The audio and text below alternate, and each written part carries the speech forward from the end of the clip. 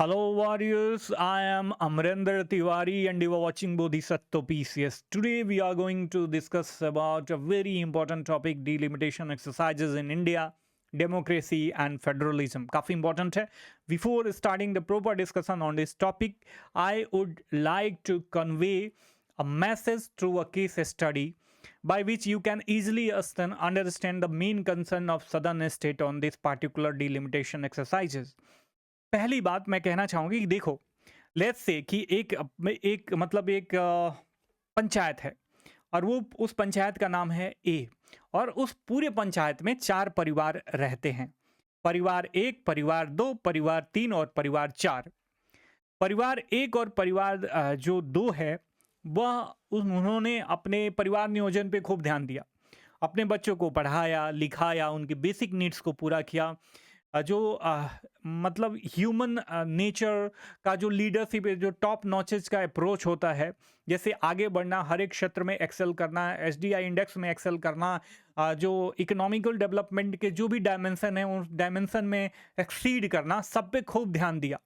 ठीक है, तो इसकी वजह से उनकी जनसंख्या जो है, जनसंख्या दर कम है, लेकिन जो क्वालिटी ऑफ लाइफ है वो काफ़ी ज़्यादा बढ़ चुकी है।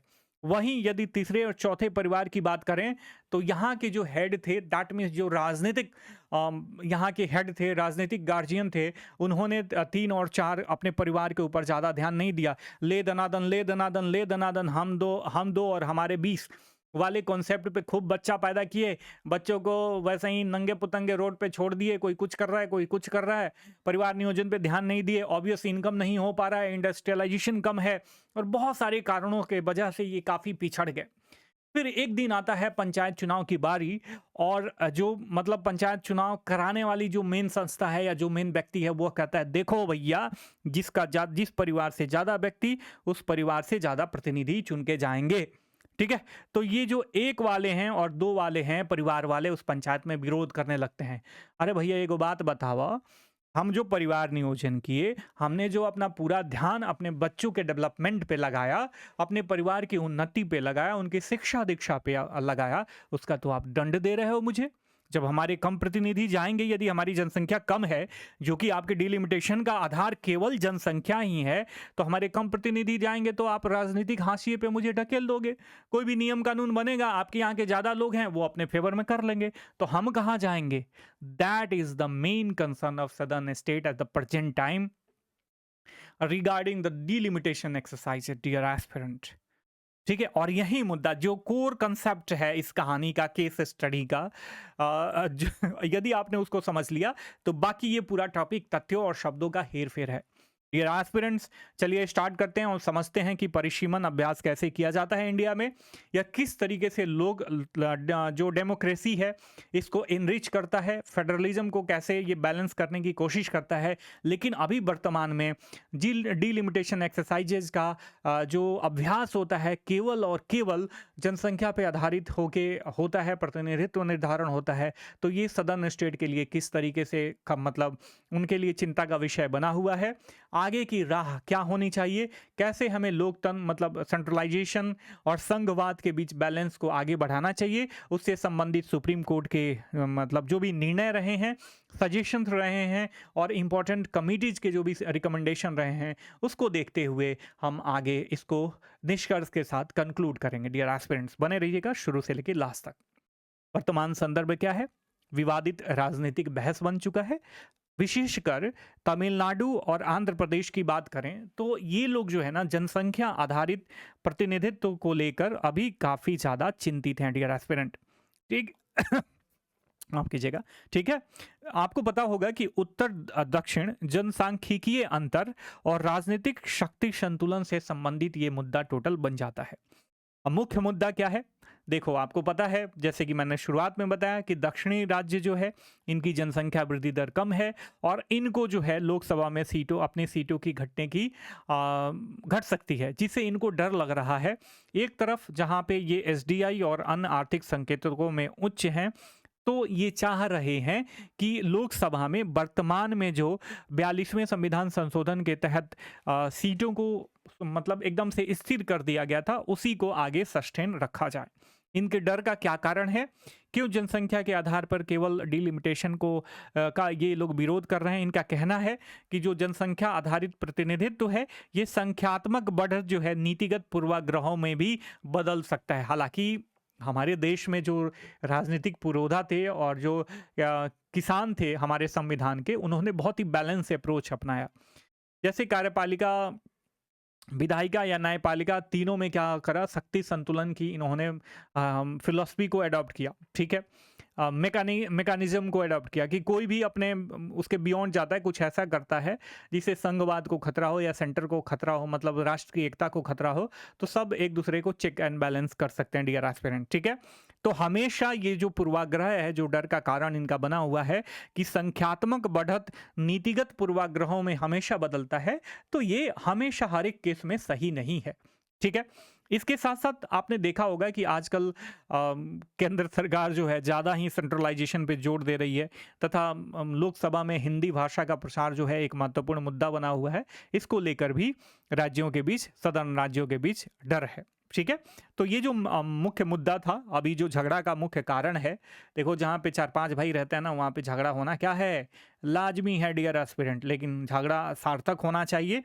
ठीक है, और अंततोगत्वा सबका साथ सबका विकास होना चाहिए। यही हमारे राष्ट्र की सफलता की और यही हमारे स्वतंत्रता सेनानियों का जो अल्टीमेट गोल था, इस पे हम चलते रहें, यही जो है हमारा अनंतिम उद्देश्य होना चाहिए। तो परिसीमन क्या है? देखो, जनसंख्या परिवर्तनों के आधार पे अमूमन 1 डिकेड बाद हमारा यहाँ जनसंख्या गणना होती है, जनगणना होती है, लेकिन अभी बहुत सालों से पेंडिंग पड़ा हुआ है। तो जनसंख्या परिवर्तन जब भी होता है ना, तो उसके आधार पे निर्वाचन क्षेत्रों की सीमाओं का पुनर्निर्धारण किया जाता है, जिससे निष्पक्ष प्रतिनिधित्व सुनिश्चित किया जा सके। ठीक है, इसी को बोलते हैं डिलिमिटेशन एक्सरसाइज या परिसीमन अभ्यास। परिसीमन आयोग जो है यह एक संवैधानिक निकाय है और देश में चुनावी क्षेत्रों की सीमाओं को यह तय करता है। बात करें तो परिसीमन अधिनियम 2002 के तहत जो है ये संचालित होता है। भारतीय संविधान अनुच्छेद 82 और 170 के द्वारा भी इसे शासित किया जाता है। इसका अल्टीमेट गोल क्या है? सभी क्षेत्रों को समान प्रतिनिधित्व देना तथा एक व्यक्ति और एक वोट के सिद्धांत को क्या करना, बनाए रखना डियर एस्पिरेंट। ठीक है, भारत में परिसीमन अभ्यास का महत्व क्या है, आपको पता होना चाहिए।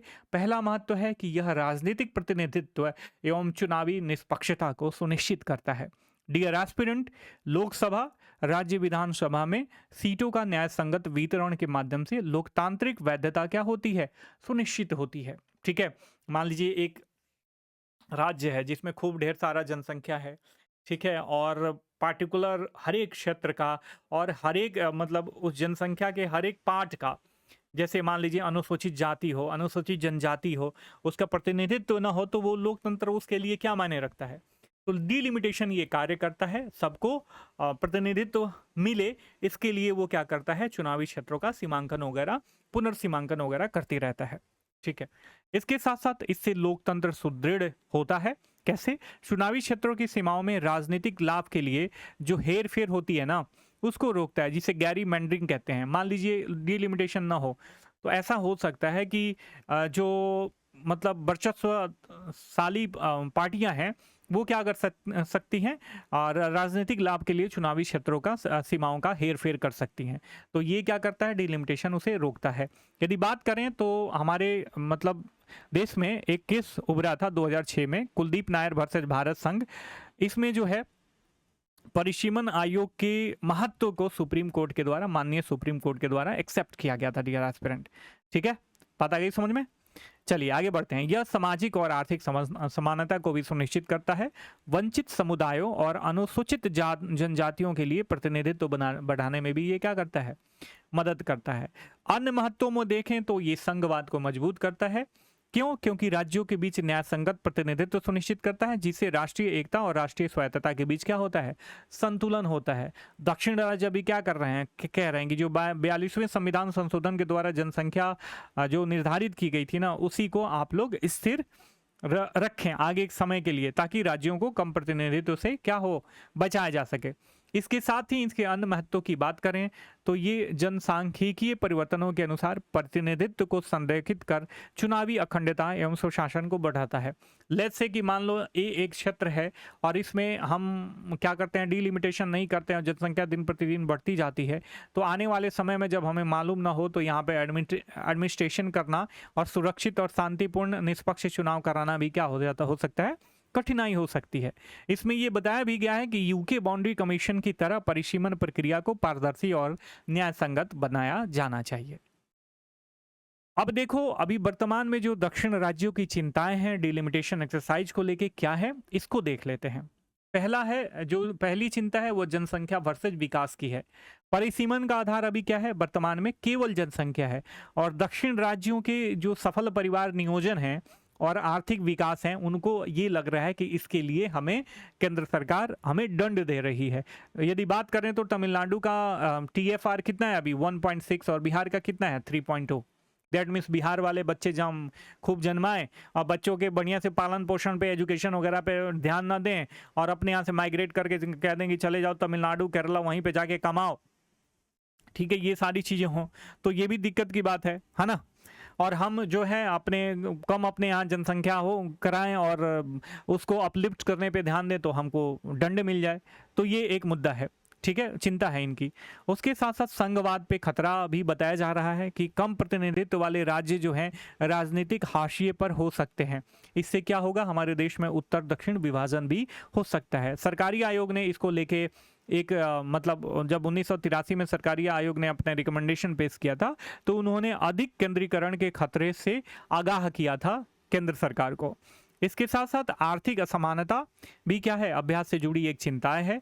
दक्षिण राज्यों का तर्क है कि देखो, राजस्व उत्पादन that means let's say GST संग्रह प्रति व्यक्ति आय को भी जनसंख्या के साथ इसमें शामिल करो और तब प्रतिनिधित्व दो, ऐसा कहा जा रहा है, ठीक है। इसके साथ साथ हेर फेर की भी संभावना बनी रहती है। देखो, डिलिमिटेशन कमीशन अभी भी ना, यदि कहा जाए तो ये पूर्णतः राजनीतिक हस्तक्षेप से दूर नहीं है, मतलब पूर्ण रूप से वो नहीं है, अनछुआ नहीं है, इसमें राजनीतिक हस्तक्षेप हो सकता है। जैसा कि जम्मू कश्मीर के परिसीमन के समय 2022 में डिलिमिटेशन कमीशन पे जो है दोषारोपण किया गया था, तो ऐसी जो चिंता है वो दक्षिण राज्यों को भी है। इसके साथ साथ राजनीतिक विरोध यदि होता है तो इसमें क्या हो सकता है, इसमें विरोध भी पैदा हो सकता है। आगे की राह क्या हो सकती है, कैसे हम इस डर को दूर करें, कैसे हम डेमोक्रेसी को और फेडरलिज्म को साथ में सस्टेन करें और सेंट्रलाइजेशन और कोऑपरेटिव फेडरलिज्म को भी साथ साथ में बैलेंस करते हुए आगे बढ़ावा दें। तो सबसे पहले जो विशेषज्ञों की राय है ना, उसको क्या करना चाहिए, लागू करना चाहिए। ये क्या कहते हैं, सरकारी आयोग ने 1983 में कहा था कि संघवाद और राष्ट्रीय एकता के बीच संतुलन क्या है, जरूरी है। इसके साथ साथ पंचायती आयोग 2010 में कहा था कि जनसंख्या और शासन की आवश्यकताओं को समान महत्व देना क्या है, जरूरी है।